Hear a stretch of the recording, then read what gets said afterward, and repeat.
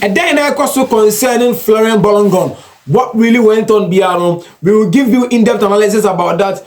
Donald Trump and the White House calling FIFA to overturn the whole thing that really went on concerning Bolongon's red card. UEFA intervening, Sablata passing comments over the red card issue, and a whole lot. We are going to talk about that. There's an interest from the camp of Manchester United on a certain Chelsea midfielder. We are going to review the name of the midfielder.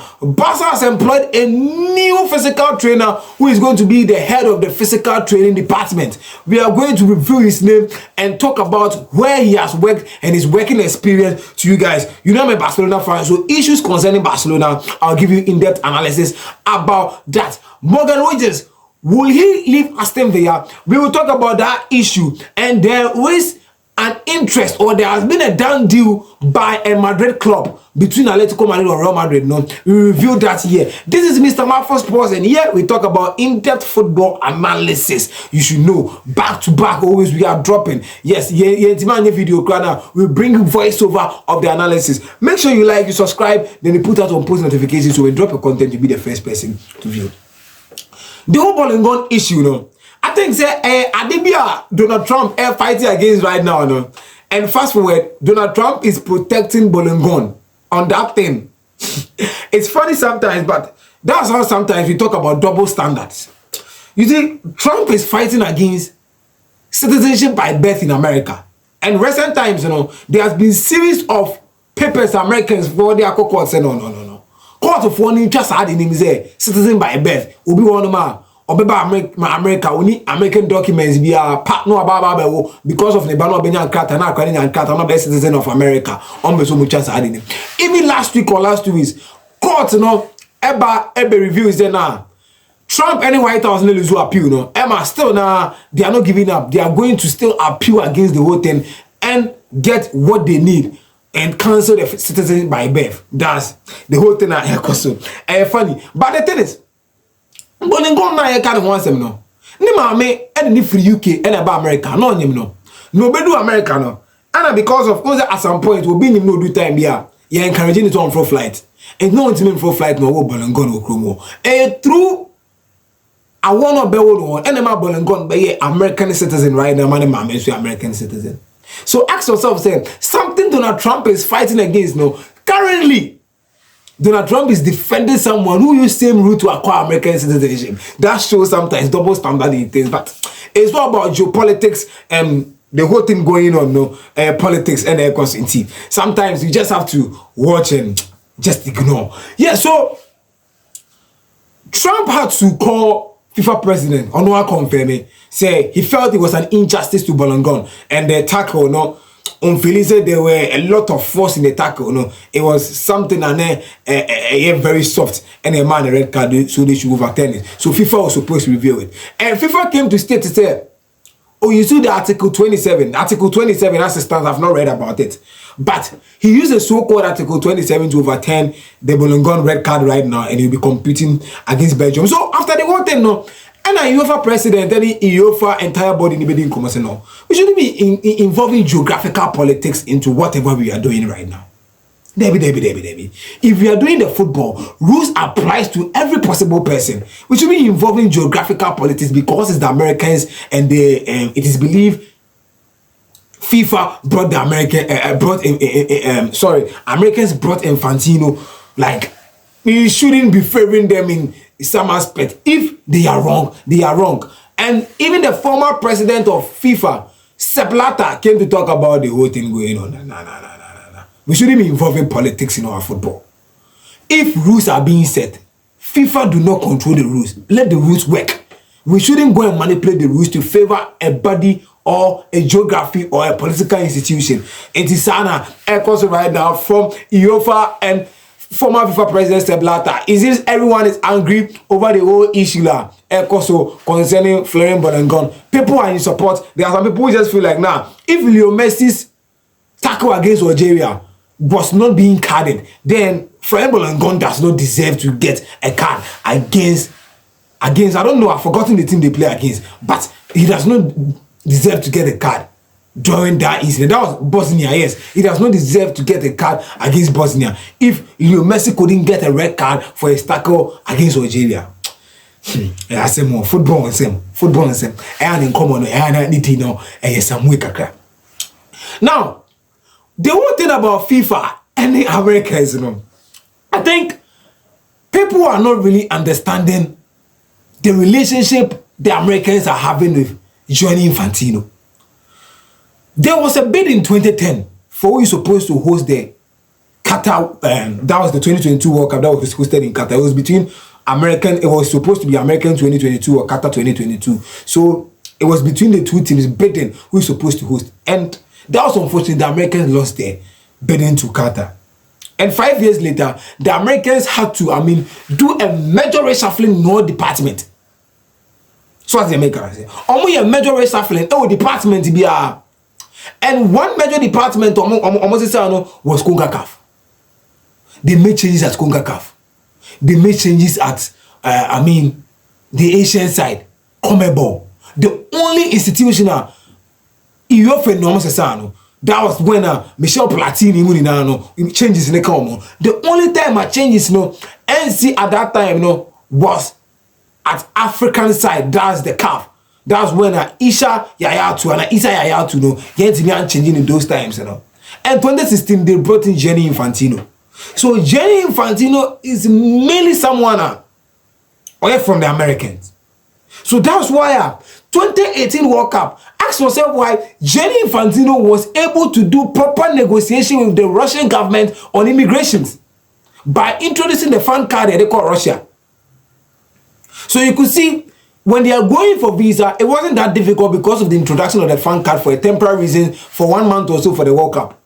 The higher card in Qatar, the Qataris really accepted that, collaborated with FIFA to bring the higher card. That allowed fans from outside to tour around Qatar to enjoy the World Cup. But ask yourself, why in America they couldn't bring an initiative that could send a lot of people? Because, one, the Americans bought FIFA, and two, the Americans are thinking about their immigration. So they are not going to give FIFA that chance because so he can negotiate with them and see the consequences of everything that I also. Right now, the Americans as a whole are now influencing FIFA to take some decisions he isn't supposed to take. And I think it doesn't make any sense. Decisions being taken by referees, now we are going to overturn it. Once we watched the match vividly and saw that this tackle was a red-carded tackle. That's what is going on. But that's just by the way. There's an interest from Chelsea. That's from Manchester United on the Chelsea player. And that's André Santos. Manchester United are ready to pay as much as 50 million for André Santos. And do you think Chelsea should accept André Santos, that 50 million bid that Manchester United is planning to bring? And do you think Chelsea should even sell André Santos? It's two things. I just feel Chelsea shouldn't sell André Santos. That's the first thing I'll talk about. They shouldn't sell André Santos. Why they shouldn't sell André Santos is, if you're selling André Santos, then you should bring in a profile that is, equivalent or equal to the André Santos profile. And you think Chelsea is going to have such profile? That's a no. Profile be sound. You need to Chelsea for no. Be right now. Player all rounded, ball progression. He can play as a 6, as a 8, who means as a 10. Do you think Chelsea is going to get a profile like that? That's a no. And considering the fact that the Chelsea midfield, someone like Romeo Lavia, is a country series of injuries. You can't trust him for a whole season without going injured.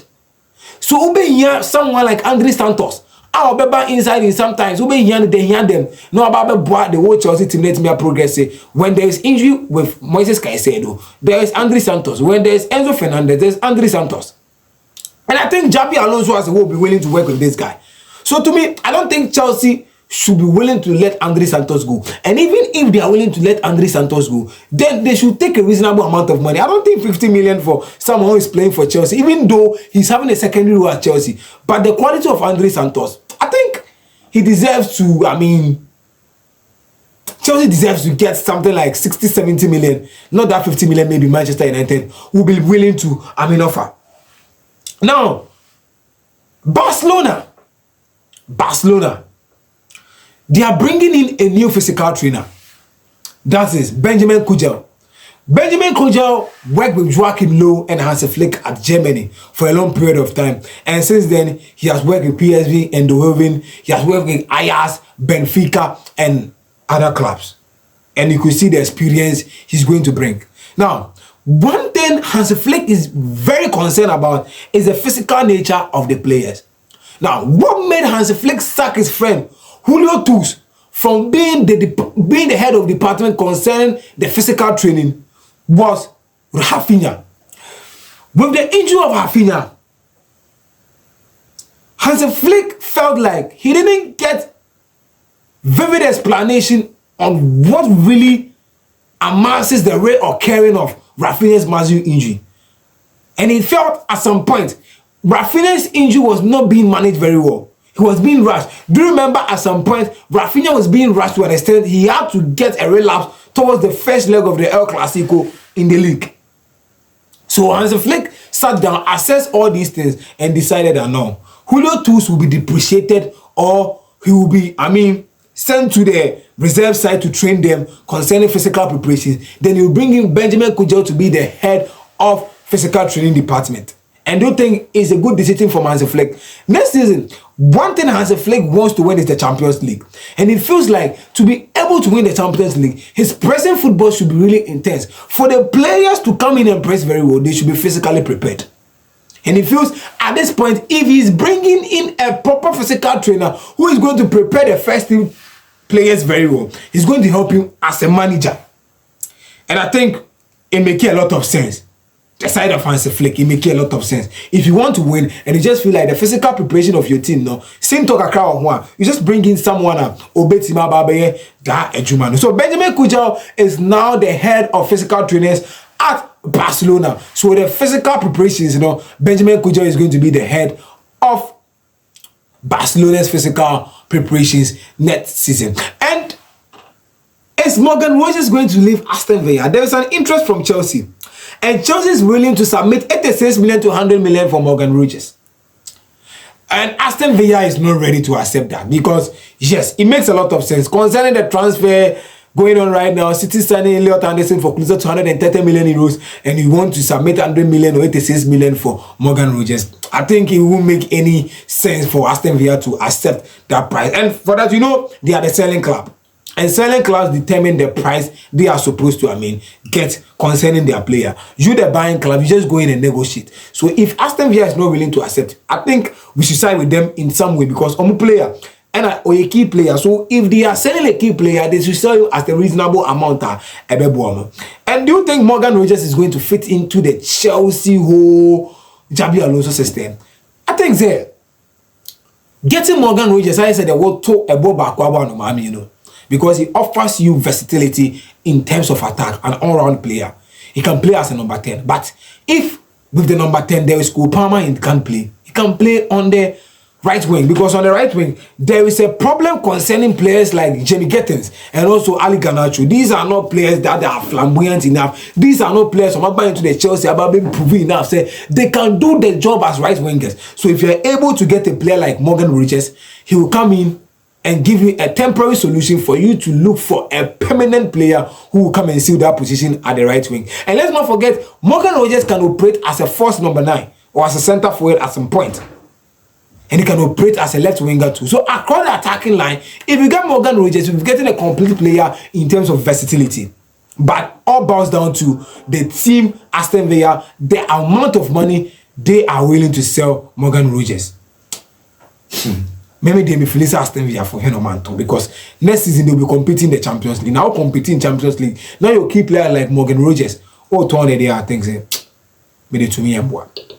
It won't make any sense. Now, when you go to Atletico Madrid, isn't this summer Atletico Madrid 4-year signing, people are not paying attention to the type of signing Atletico Madrid is doing. Lee Canin from Paris Saint-Germain. Atletico Madrid has completed that deal. Yes. I think this is a proper Cholo Simeone type of midfielder you really want because Lee Cain is one of the workaholic midfielders you are going to see. He really works hard on the pitch. He runs because of where it's coming from, the Korean, the Korean DNA and everything. You know, the Koreans love to run a lot. They run without getting tired. The Japanese, the Asians, when it comes to being workaholic on the pitch, you know them perfectly. They are going to do their job for you. So, personally, I just feel it's a signing that will see the Diego Simeone system, because you know Diego Simeone is not going to change from being conservative and making his players chase for the ball. So it is a proper signing. He is going to need an Atletico Madrid that really sign him from PSG. And concerning Barcelona, Julián Álvarez, it seems those closer to that transfer is reporting that there will be a time at Barcelona for an Atletico Madrid for them. They are going to say Julián Álvarez, you know, on my part to the fans, then he should stay at the club for one more season. So this is where the whole Julián Álvarez drama is raised. So it's up to Barcelona to make playmakers very well, because at this point, Atletico Madrid just feel like the player, concerning the transfer, they need too late to stay at Atletico Madrid. He just needs an apology to the fans, a public apology to the fans, retract his statement and stay at the club. So if Barca really needs him, then Barca should go extra miles and talk to the guy to prevent him from offering that public apology. Because I think Julián Álvarez will suit Barcelona more than he will suit Atletico Madrid. Well, yeah, you can acknowledge the fact that Cholo Simeone gave him, the chance to, express himself after he was being benched at Manchester City and given a secondary role at Manchester City. Cholo Simeone gave him the primary role at Atletico Madrid, being the leading number 9 at Atletico Madrid, or sometimes even the number 10 behind Alexander Soloth. But the thing is, at this point, the guys just feel like there's a vacant role at Barcelona, and he feels he's an ideal man that can lead our lives. So if Julián Álvarez really needs Barcelona, then he should prevent all these stuffs going on. And so these are the things going on in the world of football. So tonight, the Spain-Portugal game will be going on tonight. And Charlie, grab your popcorn, because it's going to be an absolute cinema concerning this game. There have been a lot of conversation concerning this game, and whether the Simpsons prediction couldn't come in because Portugal and Mexico couldn't qualify in the next stage of the competition. So Portugal will be eliminated, or Spain will be qualifying after giving shambolic performance in the previous World Cup since 2010. After 2010, I think from 2014, 2018, 2022, Spain have not been that kind of team who comes into the World Cup and perform very well. So Spain will need to write a new story in the World Cup, that post 2010, this will be the best time they could progress to the quarterfinals of the competition. And Portugal, Ronaldo, after announcing that this will be his last World Cup, I think maybe they'll be trying to win it for Cristiano Ronaldo and also the spirit of Diogo Jota. So whether Spain is going to qualify to the next stage of the competition, or there will be a surprise victory over the Spanish national team in the World Cup. Only time will be the best judge. But make sure you subscribe to this channel and you put us on post notification, so when we drop the content, you'll be the first person to watch. I'm out.